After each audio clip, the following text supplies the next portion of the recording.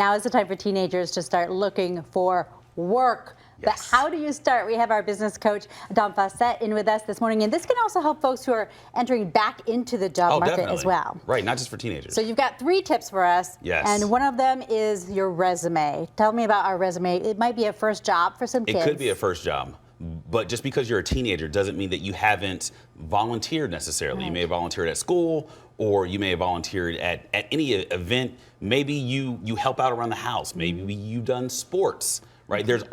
You've done something outside of just existing. Put all of that on paper. Fabulous. So you think about those clubs you're in, those Right. activities, extracurriculars, those could be very beneficial and show discipline, leadership, things like definitely. that. Okay, so you say start now. School doesn't graduate or get out till maybe May, but start looking now. Start looking now, because what happens is come graduation and you're at home and your parents are, what are you going to do for the summer? Well, every parent has that conversation with their teenagers.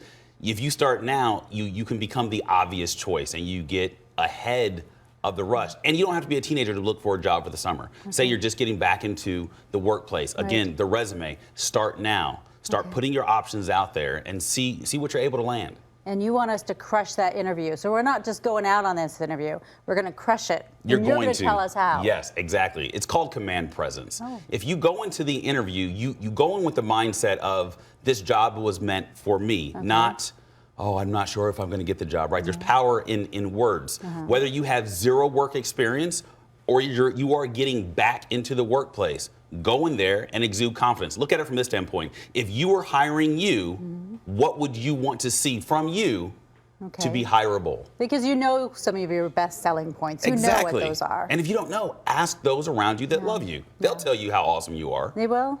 They should. How am I doing, Dom?